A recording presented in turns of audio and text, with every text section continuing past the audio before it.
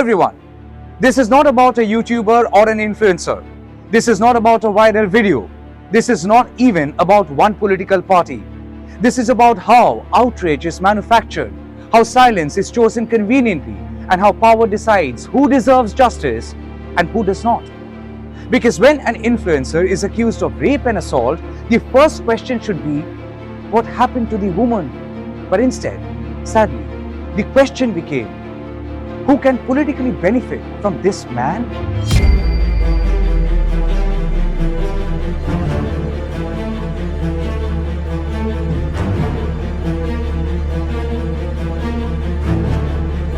The man in question is Shamik Adhikari, known online as Nonsane, a social media influencer. He has millions of followers, makes comedy sketches and entertains people.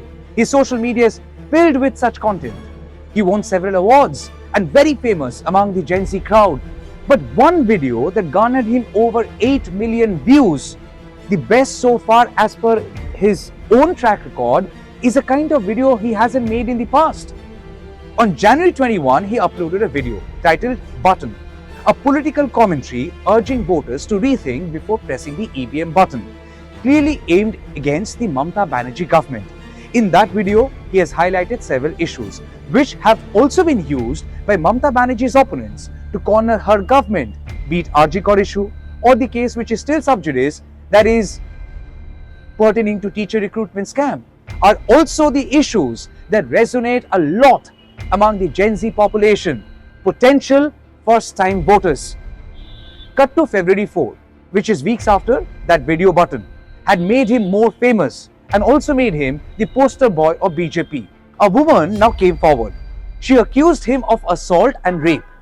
The woman is his friend and have known him for some time. She narrated her ordeal, how she was locked in the house and assaulted, tortured when Shamik's parents were also present in that same flat, which is a high-rise upscale complex. The woman gave graphic details as how this influencer beat her so bad that she has bruises all over her body, including her private parts, that he even raped her after detaining her overnight. The woman lodged a police complaint, and Shamik, who is a youth icon for his courage in seeking change through a video like Button, suddenly disappeared from the scene like a coward, and police claim that he was absconding after the police complaint was filed, that he was hiding somewhere which is 20 kilometers away from his house and close to Kolkata airport. Police fear that he had plans of fleeing the city and escape law. Police arrested him, charges were framed, the law began its own course, and the court decided to send him to police custody for 10 days. But politics did not wait. Almost instantly, Bharatiya Janata Party, that's right, BJP, and BJP leaders and supporters rushed to defend him. That's Amit Malviya, BJP IT cell in charge. And those are his words, almost in a front foot batting mode, aggressively defending the accused, not by questioning once the facts, not by asking for a fair investigation, but by declaring that this is political vendetta, because he criticized the Trinamool Congress government, because Bengal elections are coming. Let that sink in. A rape allegation becomes secondary, a woman's statement becomes suspect because the accused made an anti-government video that benefits BJP, and the woman, she does not exist. Her complaint should not exist. Listen to her words. আমি শামিকের ওখানে যাই সন্ধ্যেবেলা 5টার সময় সন্ধ্যেবেলা 5টার সময় 2nd of February ওর মা বাবা ছিল ওখানে। এটা জানতাম আমি যে ওর মা বাবা ওখানে ছিল। ও আমাকে বলে যে আমি নতুন একটা ফ্ল্যাটে শিফট করছি, আর তাই বলেই আমরা ওখানে যাই। ও আগে ওখানে একটা অন্য ফ্ল্যাটে থাকতো, ও এখানে শিফট করে। ও আমাকে ডাকে আর কমপ্লিটলি ফ্রেন্ডলি ওয়ে যে আসিস, আমি একটা নতুন ফ্ল্যাটে শিফট করছি, আজকে মুভ করা হবে, এসে দেখা করে যাস। তো আমি অ্যারাউন্ড 5:30 আমি ওখানে পৌঁছে ওখানে থাকি, ওর মা বাবার সাথে হেল্প করি সব জিনিসপত্র মুভ করার। সবকিছু হয়। আমি অ্যারাউন্ড 9 PM আমার পরের দিন কলেজ থাকে, সো আমি অ্যারাউন্ড 9 PM বলি যে আই লিভ, আমি একটা উবার বুক করছি, আমার ফোনে আমি উবারটা বুক করছি। অ্যান্ড ও আমার থেকে ফ্রেন্ডলি ওয়েতে আমার ফোনটা ছিনিয়ে নেয়। তখন বলছে না না এখন যাবি না, এখন বুক করবি না, আহ, এখন বুক করবি না, পরে যাস পরে যাস। আমি বলি যে স্বামীক ফোনটা দাও আমাকে প্লিজ, আমি বেরোবো এখন। বলছে না না না, কেন আহ, কেন এখন কেন যাবি। দিয়ে he starts going through my phone and he discovers that I'm talking to somebody, uh, and that is when he starts getting abusive. And his problem was not that I was talking to somebody, মানে যে কোনো কারোর সাথে কথা বলছিলাম না। His problem was that I was talking to somebody from the same line of work. ওর একটা ইগো হার্ট হয়েছিল ওই মোমেন্টে, যে আমি একটা কন্টেন্ট ক্রিয়েটরের সাথে কেন কথা বলছি, who is his like opponent, যেটা বোঝায়। অ্যান্ড তারপর থেকেই দরজা লক করে আমাকে মারা শুরু করে, ঘন্টার পর ঘন্টা। ওর মা বাবা থাকে ওখানে, ওর মা বাবা ছিল।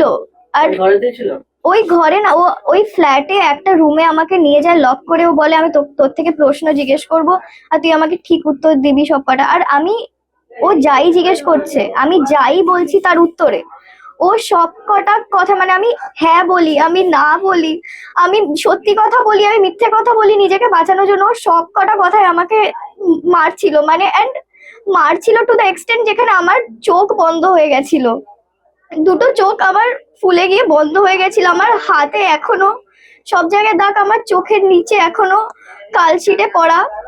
Then came the most devastating truth. Shamik's own parents, no, they did not disown him, but admitted that their son had indeed assaulted the woman. Not political rivals, mind it. Not social media trolls, mind it. His own parents admitted that Shamik assaulted the woman.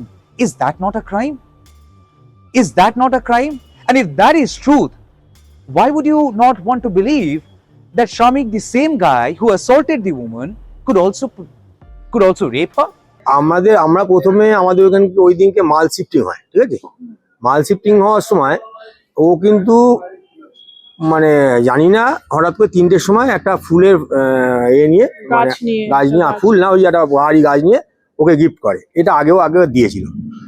তারপর আমরা কি করলাম, যে ওকে বললাম বাহ সুন্দর হয়েছে, ভালো, ও আসো। আমি আগে থেকে মেয়েটিকে চিনি, ও প্রায় যাতায়াত করে, আমাদের বাড়িতেও গেছে, বেহালার বাড়িতে। ওর কালী পুজোতে আমার শালির ছেলের বিয়ে, সেখানে নিমন্ত্রিত ছিল। ও কদিন আগে স্বামীকের গাড়ি খারাপ হয়ে গেছে, সারা রাত ধরে হায়াতের কাছে, ওখানে সিসিটিভি ক্যামেরা দেখা যাবে যে স্বামীকের সঙ্গে ও খারাপক্ষণ ছিল। 10টা নাগাদ ওরা বললো বাড়ি যাবো, স্বামী বাড়ি যাবো। আমি যে তাহলে একটা চিপস খা, কিছু খেলি না, চিপস গুলো খা।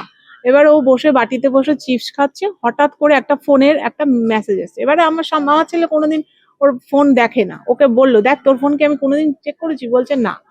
আমি বলছি তাহলে মুকুল কাকু বলে মন্টু কাকু, অনেক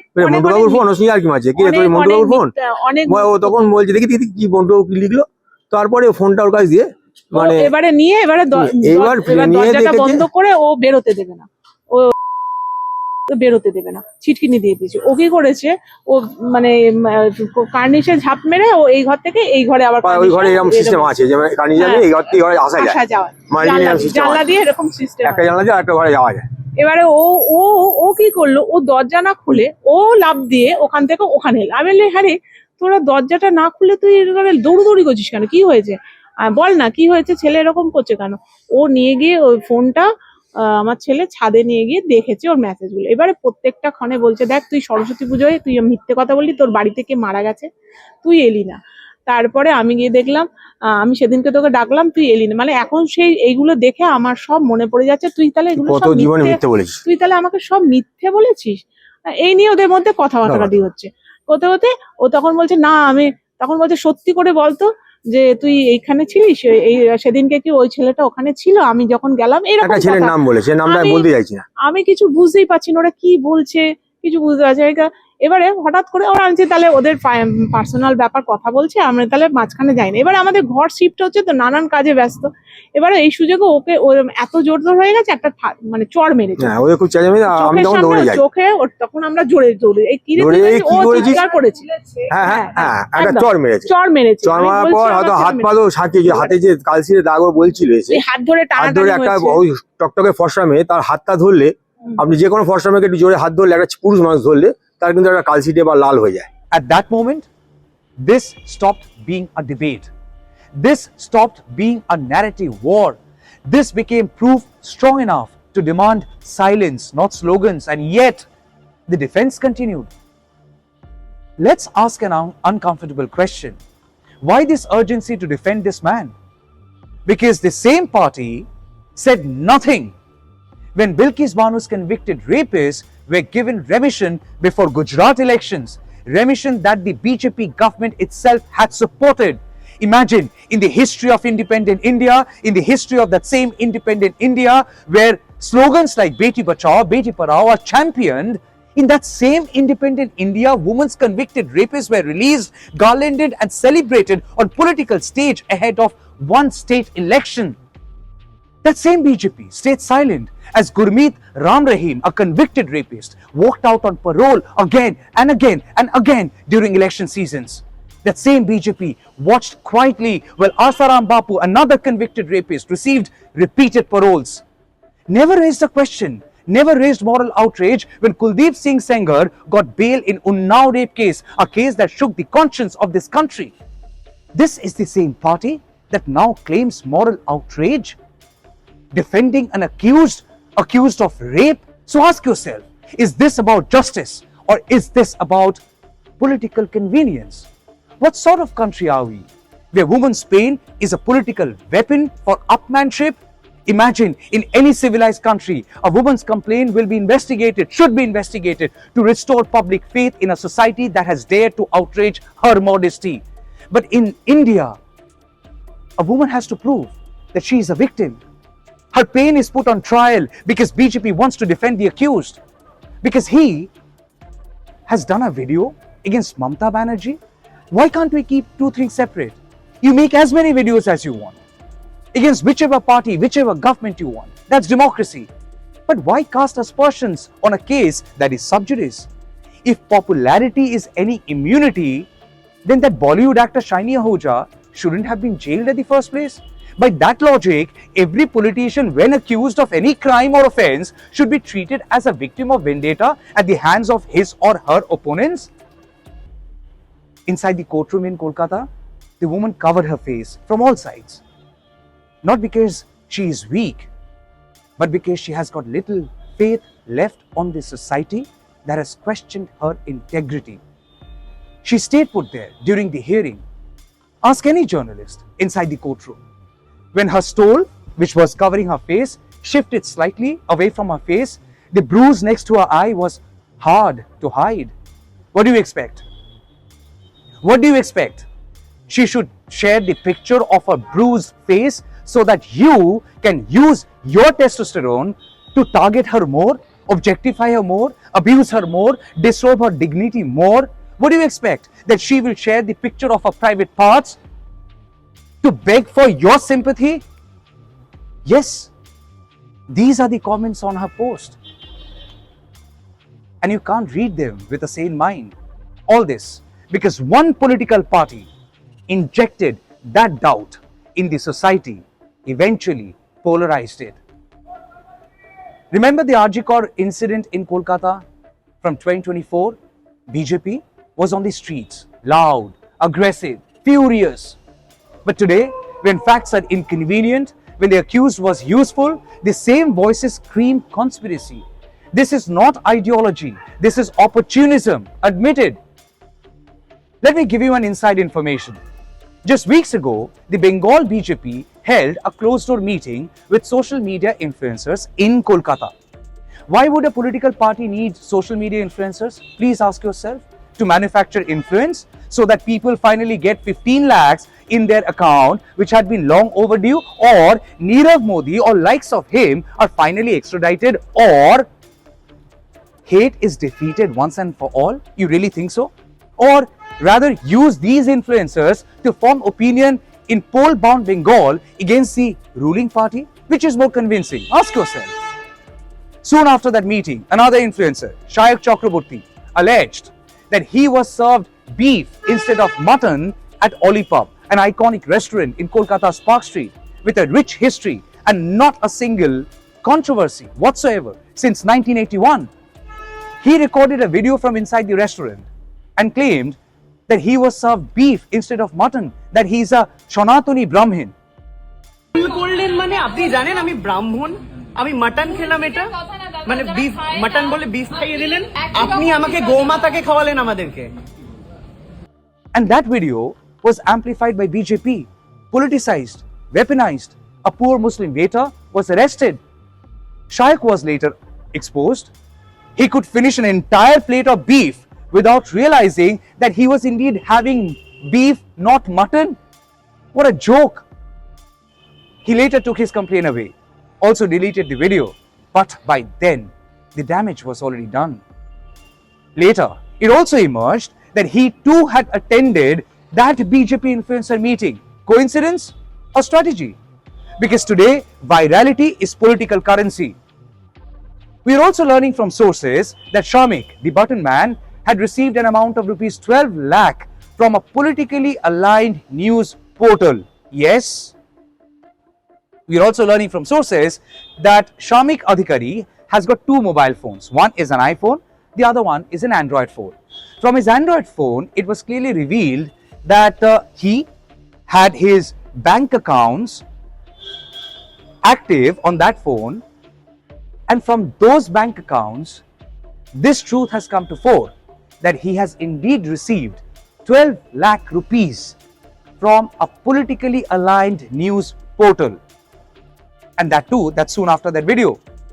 Well, it's not confirmed that if he was paid for that video, if that was a payment for any kind of a service, or if the news portal is a front for a political party to make hawala transactions. Investigation is on. But there is a dangerous trend, and we should be worried about it. The dangerous new profession that is here now. We are raising a generation where virality is a career, outrage is a business model, and arrogance goes faster than accountability. Many people on social media are now saying that Shamik is arrogant a person. Could be he couldn't handle his fame after so much of attention at this early age. Millions of followers, every video viral, people recognizing him on the streets. Oh, Baban, Baban, Baban. And he thought he is a superhero. He thought he conquered the world. Maybe he thought that he has found social media as a front to show a different personality of his, while in reality, he could have temper issues, could be abusive, could be alcoholic, could be everything that needs psychiatric attention. But hey, what is that term even in Gen Z dictionary? It's a crime to talk about psychiatric issues, right? When a woman spoke up, she was drowned out, questioned, called an actor, her trauma dismissed as a script, even before a court could decide. That is not free speech. That is mob intimidation. If outrage can be manufactured, if silence can be strategically chosen, if victims are believed only when politically convenient, then institutions don't collapse overnight, they slowly rot. This is bigger than BJP, bigger than Trinamool Congress, bigger than any political party, bigger than one influencer. This is about who we choose to believe, who we choose to influence us, and what are we willing to ignore. Because when elections come close, everything seems acceptable, even defending the indefensible. But hey, don't forget, we have a life post-elections as well, and that should disturb all of us. Jai Hind, Satyameva Jayate.